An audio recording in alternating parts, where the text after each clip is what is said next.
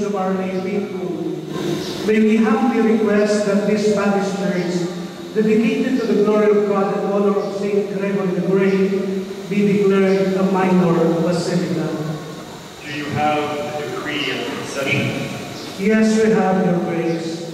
Let the decree of concession be shown and read.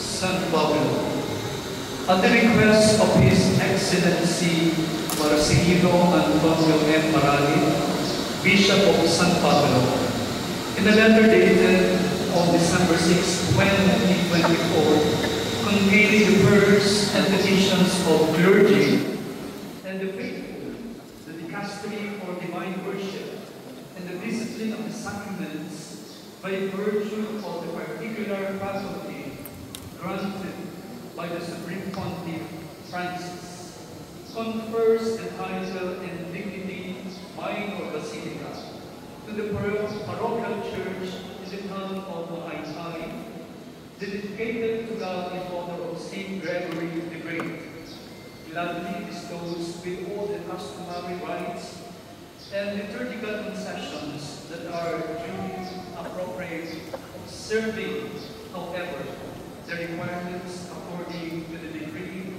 the Titulo Basilicae Hinoris, promulgated on November 9, 1989. All thanks to the contrary notwithstanding. From the office of the dicastery for divine worship and the discipline of the sacraments, this 25th day of January 2025, the feast of the conversion of Saint Paul Apostle.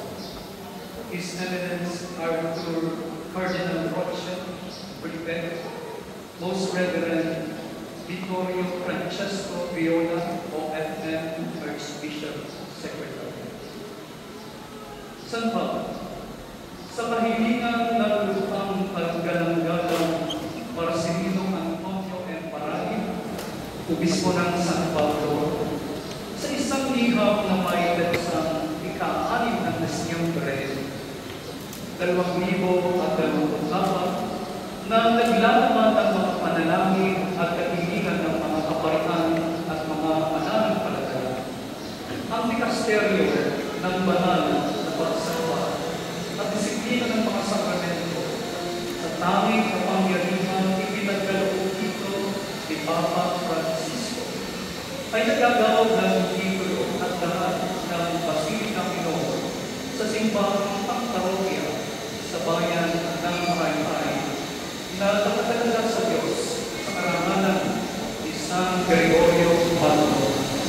Manugod na ipinagkaloob ang lahat ng mga kaugalingang karapatan at mga kaloob na pangiliturya na nararapat samantalang sinusunod ang mga panuto ayon sa dekreto del Titulo Basilicae Hinoris na itinahayag ng ikasiyam ng Nobyembre San Diego siyang darapat at walong siyam. Ang lahat ng saluhan ay pinagwawalang isa. Mula sa tanggapan ng dikasteryo ng banal na pagsamba at disiplina ng mga sakramento ngayong ika-25 ng araw ng Enero 2025 ang lista ng pagbabagong buhay ni San Pablo. Kanyang pagkuhan Arthur Ross, Prefect. Vittorio Francesco Viola, OSM, Taguig na.